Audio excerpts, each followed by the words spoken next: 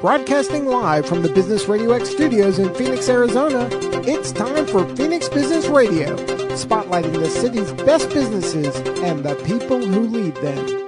Welcome to Phoenix Business Radio, broadcasting live from the Business Radio X studio inside Max 6 Workspace and the Conscious Capitalism Arizona headquarters in Tempe, Arizona, where we help build businesses and connect you with the right people.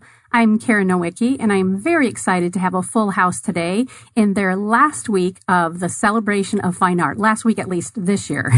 We know it's ongoing. And so let me please introduce you to Susan Amaro-Potje, co-owner and show director. Welcome, Susan. Thank you. And also with Susan is her husband, Jake Potje, the other co-owner and an artist who's been with us for the entire almost 30 years. Yes, 30 years. Wow, incredible. And also Kirk Randall, who is an artist and who has been a member, I don't know what you call it, a member, a participant for almost as long, right?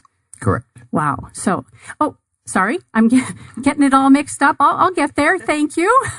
We've got some hand signals going in here. Wow. Wake up and have some coffee, Karen. I am thrilled to have each of you, and I can't wait to learn more. You had asked me when we came to the studio if I had been to the Celebration of Fine Art, and given that I've been here forever, I'm certain I have, but this feels far more intimate now that I get to know the people behind this incredible event. So let's start by telling us the backstory. What is the Celebration of Fine Art, and how long have the two of you been at the helm? Okay, so the Celebration of Fine Art, this is our 29th year. I always tell people, once you come, you'll want to come back. So every day we have people come in and say, I've been driving by for years. I never stopped. And this is amazing. So the backstory is, my dad and stepmom were the founders of the Celebration of Fine Art 29 years ago. And they were inspired by the art shows that take place in Laguna Beach that are now in almost, I think their 50th year. And it was started in Laguna Beach as sort of a marketing thing for all the artists who lived there.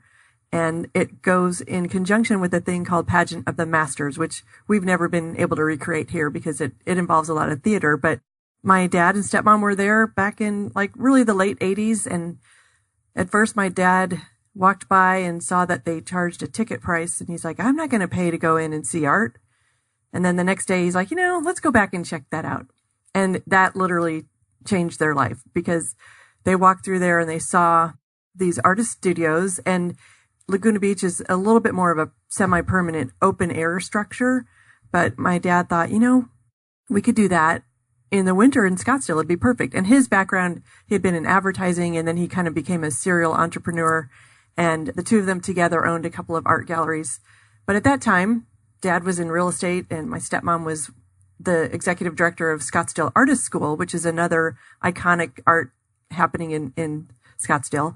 So they got together with a gallery owner named Dan May, and he became the silent partner. And there they went. They started putting together a group of artists, and what they wanted was to find 100 artists willing to partake in this completely different format of selling art. And the one problem that needed to be solved was what kind of structure. So my dad, who was definitely a research addict, this was even really before the internet, but he did a lot of research, and he found a company that had clear span tent structures. So it was called Rotor. Rotor. It's a German-made tent, and at that time in 1991, which was our first year, this was the largest clear span tent structure in the west of the Mississippi. West of the Mississippi. And it was such a big deal that they sent out people to do aerial photography to see. And what a clear span tent structure is basically like a semi-permanent building. It's not a pole tent. It's not a tent with just a canopy. It's a structure tent. And Jake now sets it up. We own the tent now, and Jake and his crew are the tent setup people. Pretty sturdy. It is. It's basically a clear structure. We have about 40,000 square feet, and it takes about 14 days to get the tent up, get the frame up. And then after the tent is up and the frame and the structure's secure, we go ahead and we bring in the kitchen, we bring in a bathroom, we bring in the walls, all the electric, and that takes another maybe 2 weeks to get set up. But by January 9th or 10th, we're pretty much ready to go. Ready for the artists. Yes. Yeah. And this That's is when we come in. Yeah, then you get you're like, get it all set up and then let me land there with my beautiful artwork. Oh, it's a little bit more complicated than that. We have a week to set up and prepare our spaces, and those spaces are like miniature art galleries, and they've become more and more complex over the years. When we first started, it was 2 walls, dirt floors, and then you just put your art up on it. But now they've become very intricate, and they become our own personal art galleries, and they're beautiful. For how many weeks? 10 weeks. For 10 weeks. This show runs for 10 weeks. And back at that first year, everybody thought Tom was crazy. That's my dad. They thought, what is he thinking? But there were 100 crazy artists that dove right in on it. On the very first event. The first year, yeah. So And I was there. Yeah. So it was, as Kirk said, dirt floors. We tried to sort of be a hybrid of a couple of the festivals over in Laguna Beach. One of them is called the Sawdust Festival. So we became like a hybrid of Laguna Art Festival, Sawdust. And we didn't realize, or we didn't count on the fact that 1991 was the rainiest year we'd had in 20 years. So we had dirt floors and rain and rivers running through the tent. And 2 weeks after we opened, Desert Storm broke out because we didn't open that year till February, I think. And the first couple of years, we only did 8 weeks. 8 weeks. So it was a challenging first year. We had unknown business model, completely different. We had rain like you've never seen. Well, maybe this year we've seen it. I was just going to ask. A lot of rain. We had Desert Storm, and I would say I'm pretty sure we did maybe around $200,000 in sales, which with 100 artists over 8 weeks wasn't super great, but we had enough artists willing to come back, and here we are 29 years later and tracking $6 million in sales. So altogether, we've sold about $100 million of art or found homes for $100 million worth of art over those 29 years. Incredible. So we have art throughout the world. Quite literally. Literally. And I always say to the artists, every day, people get up and walk around and they look at your works of art and it brings them joy. And it's this ripple effect that is amazing. And that's really what I think we're all about, is that bringing joy and sharing a community that people want to be a part of. And we really have changed the way people experience art. And it's because of the fabulous artists who are very devoted to creating an excellent experience and atmosphere for people. And, you know, Jake and his crew make it look awesome, make it look easy. And together our team is... We've really developed our careers because of this place. I was going to ask, and family, right? There's camaraderie, there's joy about being together. Speak to it from an artist's perspective then. Why keep coming back year after year? What is it that you love so much about this event? First off is the relationships that we have with our clients. That's paramount and foremost. In gallery situations, we're kept away from interacting with the clients, and the client relationship is just paramount. And we've developed these relationships that have been ongoing for 30 years, but it's always growing. Like, we're getting new people every year, and it's amazing the people that we've met and interacted with, and we've been able to build their collections, and we've become an integral part of them. They've adopted us like adopted kids, you know, and they drag us all over, and we get to do things all over the United States because of these people, and it's just been amazing. And you're up to how many artists now then? 100. You usually have 100 artists. So it still is 100 artists. Same number of artists, same square feet. We know with the model, with the artists need to be present, that we have to be pretty selective, and that's why the quality's grown over the years. Wow. We could add more, but what we were looking for is like this excellent value, great camaraderie. It gets harder every year to jury because so many of our artists are doing so well, but we also know it's important to always have new artists coming in. So we have the 30-year veterans and we have first-year artists all doing extremely well. And you guys should talk about one of our favorite experiences was we had the opportunity with Kirk and his son, who's also an artist, to go to the Cape and paint and be at the home of Edward Hopper at the summer Hopper home. house. I remember that. And it was pretty amazing. Going to Nantucket and just doing and documenting that was just phenomenal. But And that was a customer. it was a customer that we met, the Schiffen houses, and they own the home. And it's just a little box on the Cape, but it's the most glorious place on the planet. Sits up on a hill. You sit up on a hill. And the sunset at 5:30, 5:45 to 6 o'clock, the golden hour. The golden hour. Amazing. I did a painting. It was called The Ribbon of Gold, and it was of the Cape Cod and this sun setting on the Cape. It was fabulous. But we were sitting on this deck, and there's these 6 Adirondack chairs that Edward made from Sears and Roebuck. Yeah, and they're still there, and they're in perfect condition. And we sat out there and had a glass of wine and just looked at it. It was the most beautiful thing. But it's so simple. It wasn't this crazy, huge house or anything like that. It's just a simple box on a hill, and it was beautiful. And that's what you captured in this painting. Oh, yes. Oh, my You goodness. did several paintings. They were, because we have one. 2. We have 2. And the homeowners have a couple.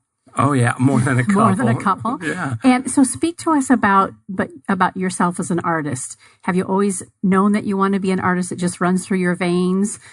Yeah, I got started in art kind of literally. I was a ski racer, and then I went to high school, and I busted my leg a couple of times, and I had a high school art teacher that said, well, you're not going anywhere. Why don't you put some art together? And I was a pretty good kid in high school, so he said, put a portfolio together, and let's see if we can get you a good art school to go to college. So I received a presidential scholarship to the University of Utah, and it was in the honors class there, and got done with that. And I said, I don't want to teach. I want to sell art. My dad thought I was crazy. He says, you're not going to make it as an artist. I don't know anybody who can do it. So I hawked all my stuff, and I started my own art gallery in 1976. In Utah. And then we'd come down here and do art shows in 1976, and that's where I met Dan May. Dan May was the one that helped Tom, and they Get the show started. put this crazy thing together. I thought they were crazy, but Dan said, Kirk, you can sell ice cubes to Eskimos, so you're going down there and you're going to do this. And I said, you really?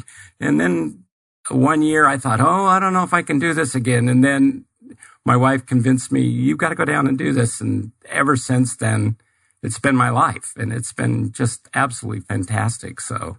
Wow. And your son, an artist as well. Yeah. And is he in Utah as well? No, he lives here in Phoenix, and he just had a show up in Park City, and it's doing very, very. I was just in Park City for the first time just 2 weekends ago. Amazing. Beautiful place. Yeah. His son was in the show 4 or 5 years ago. So Kurt and Jamie were in the show. And then also we have Greg Sievers and Matt Sievers, a father and son.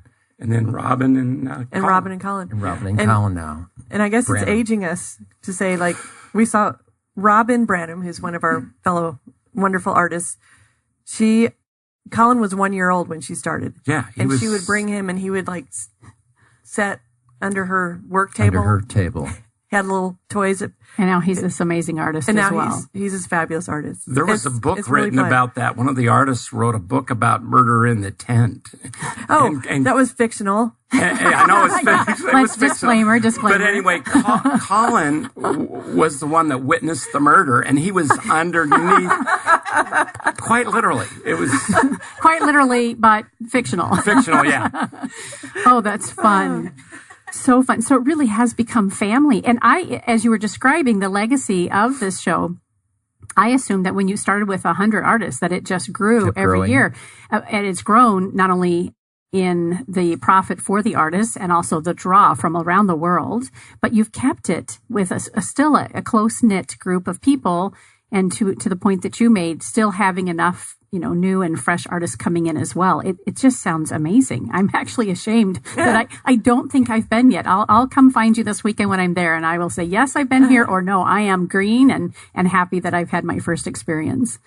We always love the new people that come in for the first time, and their jaws drop because the experience is like nowhere else. I mean, you don't go in and meet 100 artists in a day and see them working and expressing what they do in front of you.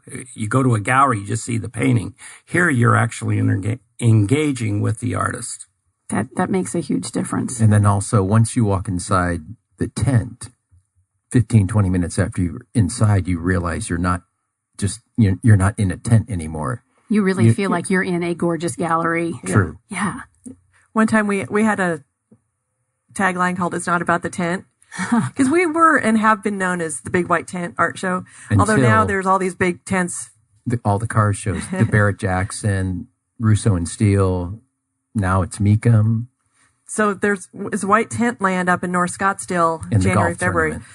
But they're monster tents now. But like Jake said, once you walk in, I mean, 10 or 15 steps, you forget about it because it's so beautiful. And it has evolved a lot over the years. And as Kirk mentioned earlier, the studio setup has become like HGTV competition, like who can make it look better. And each of the artists is allowed to transform their wall space into their own studio. And we've got glass blowers. Yeah, I was going to ask. Carvers, ceramic. You'll see bronze pours happening a couple times a week during the show with one of our bronze jewelry sculptors. So one of the things that we do when we jury, in addition to jurying for quality, is that we are looking for variety. We don't want to have too much of any one kind of art. So we're looking to have a wide variety of styles, mediums. And the other thing we factor in is we can't tell from paper the first time people are juried in, but we kind of joke about it that we jury for niceness. But it's not really a joke because 10 weeks together, we have to get along and treat our customers exceptionally well. We're all nodding our heads in the studio. Yeah. I totally get that. Yes. Yeah, I don't use the word jury in here, but when I am vetting business owners who do their own shows out of the studio, kindness makes all the world of difference because I want to come to work every week loving being with you. So I love that. Yeah. Price points. Can you talk to me a little bit about the variety of pricing from, I'm sure from artist to artist it differs, but I don't have a big budget for art. I'm also not very, good at knowing what to select other than I simply like it. But can you speak to that for me? I think that there's everything. There's prints that start at $75 a piece. You can even get a small original for $50. Yeah. And so it is really for everybody. Go up from there. Up to 100,000 plus. Oh, yeah. Easy. And I was just going to ask, you have that following. You have folks who really come to this event year after year because they know they're coming to get that piece, the piece they've been waiting for, and they want to reconnect with you as an artist. Yeah, we kind of set up our modeling we'd have a pyramid, and we'd have we call it the focal point of your booth, which would be a major piece, and that can go for a lot of money. And then you've got something that you want somebody able to afford, which would be more the bulk of what you're doing, and you'd have multiples of that, so people could afford it. There's something there for everybody, and that's the beauty of that show is you've got something for everybody who walks into that tent. First time buyers to seasoned collectors. Mm-hmm. Yeah. So we have customers that come back weekly. Oh, daily. Really? Not just once a year? Daily. Daily. We have one couple that come every year and stay for Hank and Midge stay for Midge. 10 days. Come to the show every day.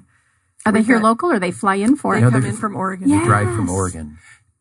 And they document all the art they buy. They have 3 binders with photographs of all their artwork that they bring so they can show. They can tell the story. They can tell the stories. And these are just normal people with not gigantic houses. We have collectors that have tiny little apartments to 10,000 square foot homes. What I love about that story about these clients specifically is it reminds me of the story you told about your dad at the beginning of the show. So while your stepmother was involved in art, your dad wasn't even interested in walking into this event, right? And fell in love with it. So I think similar. Because he started out in commercial real estate and also in advertising. Yeah. But he always had the entrepreneurial bug. And Jake is a lot like my dad, too. Jake's got an inventor side to him and constantly curious. And that was one of the things my dad passed about 2.5 years ago. But one of his mantras that we all carry with us is stay curious. And always look for the next adventure. And I say a lot about Jake. He solves problems that people don't even know we have. He's kind of quiet, but watches and waits for that opportunity to fix something, huh? He's like a panther.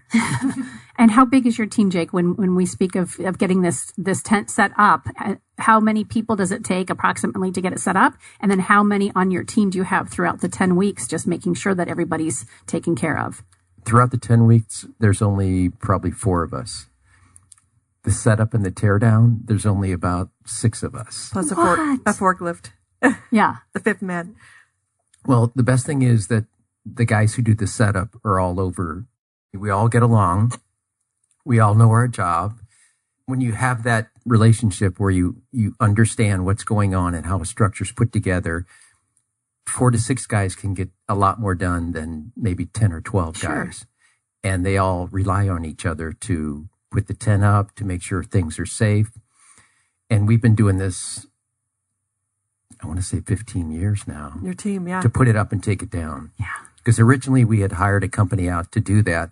And then when Susan and I took over, we decided to take everything and bring it all in-house and do everything. Were there any unexpected surprises as a result of that? As you've grown this legacy and you began to shift it and really make it your own, with that decision or other decisions, have you been like, oh, we didn't expect this, but this was really cool? I mean, what have you found as you've grown over the years? Storing everything gets to be a problem. Yeah. I mean, I bet. We have 2 large airplane hangars. Wow. And we fill them from the floor to about 16 or 18 feet up with pallet racking and everything stacked. And when you open the door and people are walking by and they look and they're just amazed at how high everything is. And it's like Jenga. Yeah. But meticulously organized. True. Because you got to know where to get everything the next time you're pulling it back out. And then when everything's pulled out of the warehouses and they're empty and they drive by a week later and they're like, wow. So it's a lot of labor to put everything up and take everything down. But once we're open and once we're running, it's a great feeling. As artists, we're really grateful for what these guys do. They're just absolutely amazing. They make our lives a lot easier, and they're always there to help us if something falters or breaks down. Those guys are just great. And then they watch over our art. We have a lot of art that's in there that's worth millions and millions of dollars. And there's people that are in there every night watching our work and making sure everything is taken care of, and we're grateful for that. I would say that we're blessed beyond measure with the complete team of people that we have working for us, most of whom have been with us multiple years. So many we have years. Kathy, who is our cafe manager, has been with us 20 years, and her daughter Amy. works with us now. So Kathy, Amy, and Sammy, a friend of Amy's, they come back year after year, and they come back from Oregon to come here and work. And we have on Jake's team, my brother, Doug, and a gentleman named Kenny, and he is proud that they're all over 50. Some of them over 60. I love They that. are He hard- wants to be proud of but from except- somebody else who's over 50. Oscar's brought the age down a bit now because he's a younger guy. But so Jake, Kenny, Doug, Oscar, and then we have Fred, who works in our cafe team. Yeah, so speak to us about the cafe. It's an opportunity for coffee and wine, or what? It's more than that. Our cafe is open from 10 to 6, and you can get everything from salads to sandwiches to soup. And the food is great because a lot of people who come to the show who eat in the cafeteria, or I should say kitchen. Let me scratch that. The girls wouldn't like that. They would want you to say kitchen? They would say Not kitchen or restaurant. Not cafeteria, no. It's Oh, sure. cafe. It is quite literally. Those girls will make you just about anything the way you want it. She's designed a bagel for me in the morning. It's called Eggy Baggy Kirky style. I love it. And it's amazing what they do with it. Now we're turning them on to our customers, and they're going, Except really? Yeah.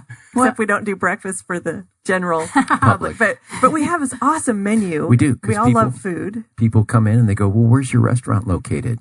They think we have a permanent location. Right. Right. And I'm like, this is enough.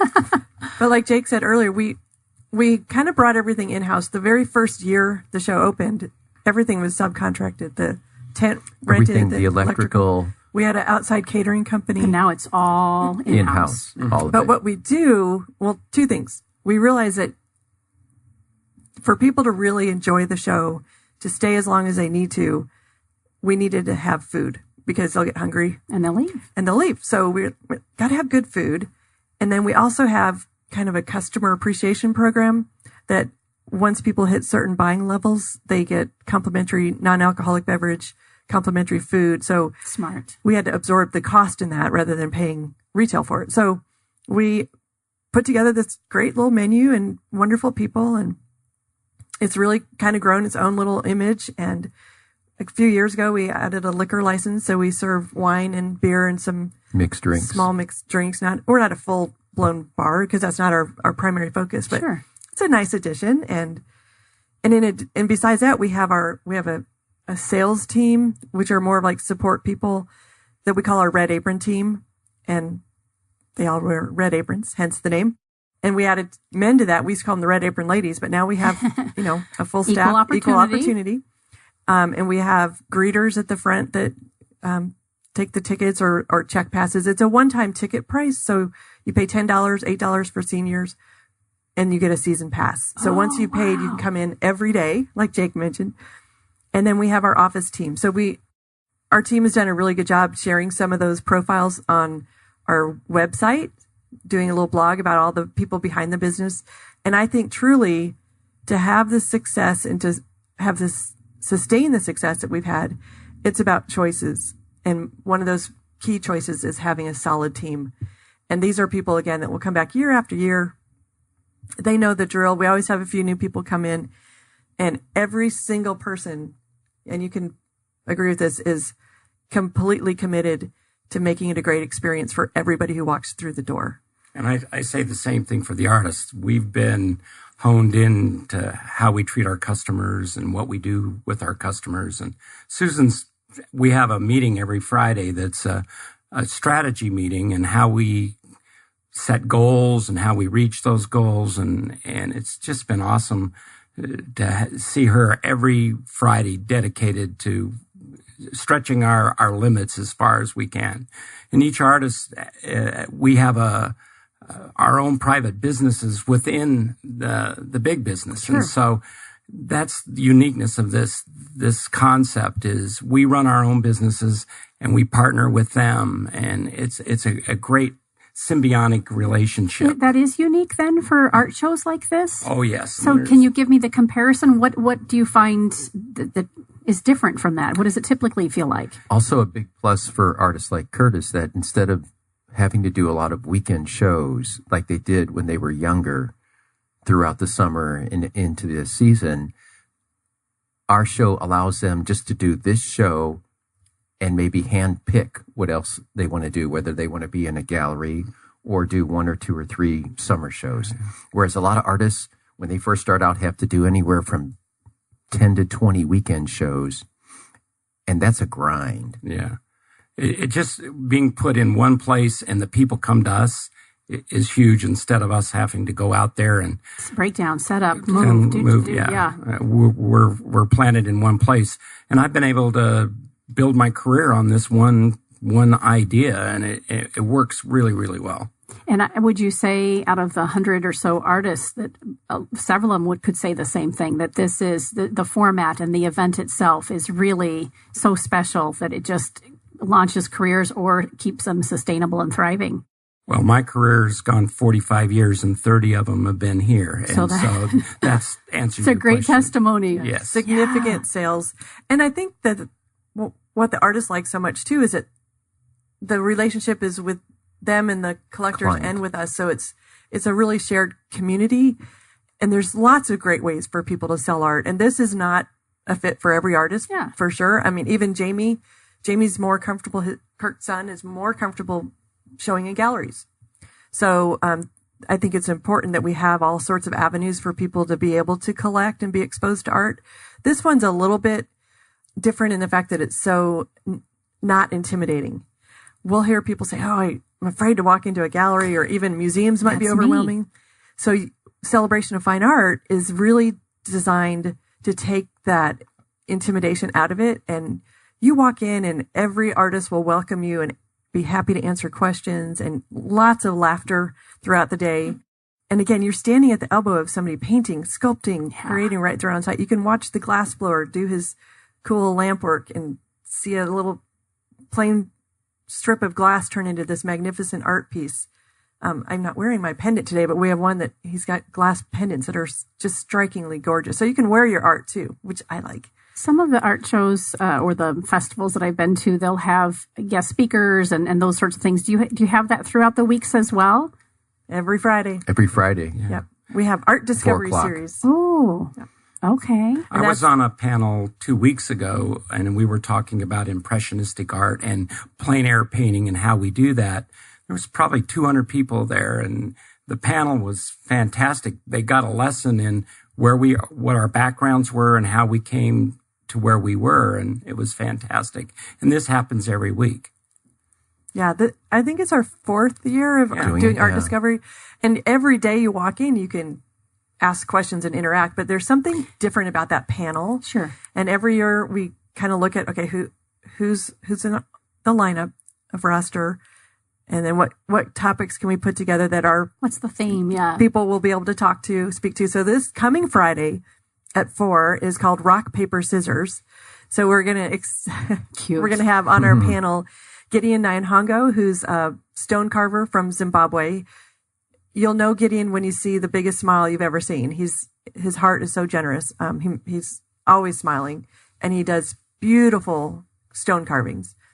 We'll also have Karen O'Hanlon, who's local from Mesa. Gilbert, somewhere. She does beautiful hand-folded kimonos and ginger jars out of Japanese paper. She used to be a flight attendant with Delta International. Wow. So on her layovers in Japan, she studied with a sensei on how to do this traditional paper folding. So she'll be on the panel. We have Jody Walsh, who's our new ceramic artist. And she does this really unique, like folded ceramic, almost like origami. So she'll be on the panel. And then another new young artist from Colorado, Kathy Sheeter, and she's a scratchboard artist, which is basically background is white. It's topped with black. Mm-hmm. She scratches away. Her work is extraordinary. Like it looks like she does mostly animals, mostly wildlife. Extraordinary. It's like a black and white photo. Yeah. She's one of the best scratchboard artists I've ever seen in What a fun theme. And I'm actually sitting here teary-eyed. Like I'm really emotional listening to you describe each of these art. I can't wait to go experience it. Yay. And clearly that's the reaction people have. And we're just talking about, so I've just got imagery going on. I don't have the benefit of walking through this glorious tent yet, but I can't wait to experience it. She loves it, huh? Yeah, pointing in the direction of PR team, and she's thrilled to be here, and obviously loves what you guys are up to. Yeah, they're already like, what are we going to do every Friday afternoon? Because they always come Friday afternoons, and we have, that's part of our team too. They love it as much as we do. There's nobody that's involved with us that doesn't have the same passion, and the artists too. I mean, every artist, that's a big commitment for them to make the 10 weeks. It's 10 weeks plus because a week before, a week after, and yeah. And they come from all over, from Point of Rocks, Maryland, East to Coast, Northwest, Central Point, Oregon, and everywhere in between. And I'm going to call it a wait list for lack of a better word, but what is your wait list, like your interest for folks wanting to be part of it? Again, you've had so many folks who are here through the duration, but I bet you've got people who are like, when is it my turn? Yeah, on standby. Yeah. We have every year, at the end of the season, we first jury all the returning artists who wish to come back and go through that. And then we open up, try to have about 15 spaces a year that we have new artists. Give for new artists. And depending on the year, we can get 100 applications, we can get 80, we can get 200. Those choices are really hard to make. And again, we might get some from a really qualified artist, but we may already have kind of too much of that subject matter or medium or style. So sometimes when we turn people away, it's not because they're not a fabulous artist. It's just we're trying to maintain that balance. Yeah, the show has a complete range of different types of media, and that's what makes it so unique. There's not just 100 plein air painters. There's everything you can imagine. And when you go from booth to booth, they're totally different. They're totally different. Even within the same medium, they're they're so totally expressively different. So each 100 artists is totally different, and it makes the show totally coherent, but totally unique in each individual artist. What do you all hear out here in the art community? Not only just Scottsdale and Arizona, but really worldwide, because you draw from everywhere. And I know, looking at the website, people are speaking very highly about you. But what is one of the greatest compliments you ever hear about pulling this all together? I guess a great thing is when you travel, or when you have friends who are traveling, who call you or send you an email or a text or whatever and say, well, I'm over in the Northeast, and I was at this dinner and I was listening to this couple talk about this art show that they had been to. And he said, it dawned on me within about a minute where they were talking about that it was Scottsdale. It was the art show that you guys put on, or an art show that I was in. I love it. That you put on. That's quite a compliment. There's so many stories. Another funny one is Jake's brother is an engineer and was being contracted by a headhunter one year. Rich is in St. Louis, and he's talking to this guy, and he asked the guy, where are you? And he said, oh, I'm in Scottsdale. And he said, oh, I just came back from Scottsdale. My brother and sister-in-law do a show there. And he goes, Susan and Jake? Oh, goodness. And he's like, yeah. So he's one of our clients. He's like, oh, I'm there. Yeah, I tend. He's a client. But, oh my gosh. Knowing that, the 29-year overnight success, people all over are talking about the celebration. We have artists that will do shows from, like, Santiago Michalek was at last year at Stampede in Canada and Sausalito and elsewhere. And he said, every place I go, people know about the Celebration of Fine Art, but they won't know about any of the other shows that he participates in. We literally could travel almost anywhere in the country and have an artist or a collector friend there. We have experiences like the Hopper House, and we're working on something this year that's going to be fun. And the people that come in, he's not shy, so I think it's okay to talk about Johnny Morris, who's the owner of Bass Pro Shop and Cabela's, and he's been a longtime collector, nicest guy, super nice guy, and his wife Jeannie is fabulous. So they've been collecting for quite a while, and he opened a museum in Springfield called Wonders of Wildlife, and a number of our artists' works are displayed there. And last year he came in, and he kept looking over. He was getting some ice cream. He was looking over at this 8.5 foot tall clay Indian that Todd Paxton was sculpting.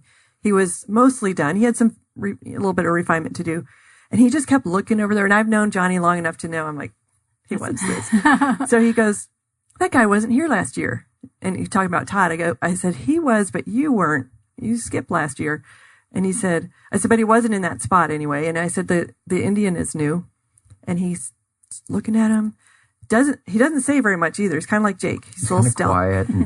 So the next day he comes in, he goes, and it was a Sunday morning, and he's like, is Todd here? And he had talked to Todd, but Todd had no idea that he was interested or, who he and was. This was a significant purchase.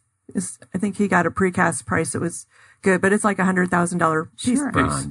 So he comes in the next day. Is Todd here? And I'm thinking, oh, it's Sunday morning. He's at church. He'll be here shortly. Because most of the artists are there pretty much from 10 to 6 every day because they want to be there. It's that fun. So I'm like, he goes to church. He should be here any minute. Are you going to be around? No, I got my friend waiting in the car. I go, okay. So I run up to the office. I'm calling Todd. I'm like, where are you? And he's like, I'm rolling in. And I said, Johnny's here. He wants to talk to you. So he comes walking in. By the time I came down the stairs, Johnny goes, Todd and I just handshook on this. This is mine. I want this and this one. And it's now this year, that was what we call a precast order. So he was in clay. Johnny committed to buying it, waiting for it to be cast in bronze, and then delivered. So this year, Todd brought this Crow Warrior back, and when you come this weekekend, you'll see him. He's right at the front door. You walk in the front door. He's there. And now it's finished. It's ready. A magnificent piece. So Johnny walked in this year and was just like, there it is. So excited. We've got pictures of him. And so we're going to deliver that with Todd in April, and it's either going to be at the museum or at his Big Cedar Lodge in Springfield. It's a massive piece that He's almost 9 feet. Yeah. he's 11 with the With his bird on feathers. top, and it looks like Johnny Depp from Lone Ranger movie, Oh, wow. only It does. Giant. 10, 11 feet tall, Massive. and built like the Rock. And to get him out of there last year, tell him about that. Oh, we had to You got to cut him up.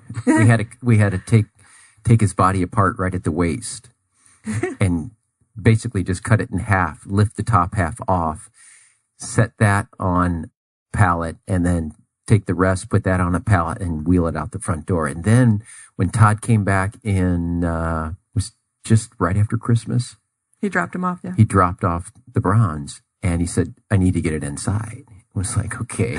So we had to use a forklift with a strap and get it down on the ground, and then tilt it to get it underneath the frame of the tent, and then inside. And the plan for getting it out this year, similar? Forklift, pretty much, yeah. Oh my gosh. What a great story. The glamorous parts of the art world. Oh, and then the stories with clients are just crazy. Yeah, that's just one example of obviously thousands. Oh, yeah. When Todd was bringing this bronze from the East Coast on a trailer, and he drove all the way south down to his house in Santa Fe first so he could show his family and his wife. And then he drove from there to Arizona. He said, I'd be going 55 miles an hour, just tooling along. And he said, these people would blow by me going 75 or 85. He said, all of a sudden you'd see the brake lights come on and they would slowly back up, and then they would just look. And he said they didn't get their phones out and start taking photographs of it. He said, I get a thumbs up, and then pew, they were gone right down the road that. again. He said that happened a dozen times, if not more. And we've had that with other sculptures too. It is crazy. The stuff that people don't think about that goes into it. Well, last year, one of our really good collectors, he goes, Kirk, I love the way you've displayed these two paintings on the wall. Can I have the wall? And I'm going, what are you talking about? And he says, and it's a shiplap wall, and it displayed these two paintings. He says, well, I'm going to take the two paintings, but can you bring the wall and install that too? And I said, And the answer is yes. sure, no problem. And we did that. And so we took it up to Hamilton, Montana, stuck it in the wall, cut it all out, and it fit perfect. And he was so happy to have the wall and the two paintings. Oh, what a great story. Oh my, I am so excited that you were able to make time today. And I know you're so incredibly busy, right? You're at the tail end of this 10, well, it's 10. Yeah. 6 days. How many days? Sunday's our last day. I think that's 6. Yeah. 6 days. Oh, and you know what? We're going to be open late Friday. So normally we're 10 to 6. This Friday, we're going to be open until 8 o'clock. So Okay. if people get off work and they want to come over, we're going to have lots of appetizers throughout the tent and happy hour. Art After Dark. And it's called Art After Dark. They can really enjoy a relaxing evening and Just hanging out. hang out. Well, I plan on being there. And I've got my youngest is 11. Is it appropriate? I know the artists have their kiddos, but Absolutely. what an opportunity for them to learn, Absolutely. right? They love it. Yeah. I'll have little kids grab a brush and I'll let them paint on the painting. Oh my goodness. Yeah. I might have to fix it, I was but I gonna want to say- tell them about it. Very But I daring. love them doing that. Yeah. What a treat to have you all here today. Speak to where we can find the celebration of art, and So next year. Do we already have the date for next we year? do. We thank you. Yeah. So we are on the southwest corner of Hayden Road and Loop 101. It's exit 35. If they want to put a Google map, it's 18400 North Hayden Road in the big white tent, and 10 to 6 every day and until Sunday, March 24th. And then our 30th anniversary show will be January 18th through March 29th, 2020. Excellent. And Facebook and Instagram, Twitter, Yes. and the website itself.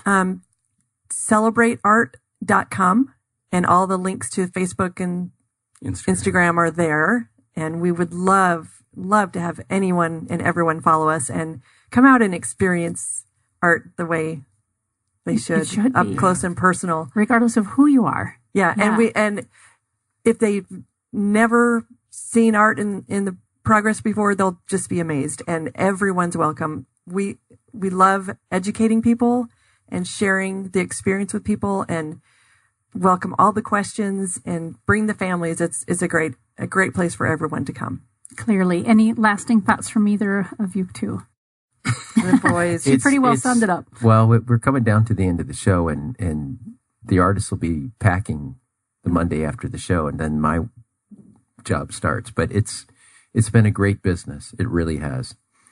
It's been a great business. We've had great fun with it, and we've had great artists every year in the show. Continue to come back every year. Well, it's family and it's camaraderie, but it's also the legacy that you two are creating and continuing on. So kudos to you. Thank you. That's what I'm going to express. My gratitude goes to these two. Yeah. Otherwise, I mean, you wouldn't keep coming back, and it has been a platform for a uber successful career for you. Absolutely. Yeah. Well, you can't be fantastic yourself, but to be in alignment and synergistic with these amazing people, it just sounds like pure perfection. Yeah. Thank you guys again for being thanks, here. Karen. You bet. Our pleasure. You've been listening to Phoenix Business Radio with Business Radio X, broadcasting live from within the Max 6 and Conscious Capitalism Arizona studio. Some media leans left, some lean right, and we lean business. Until next time, I'm Karen Nowicki.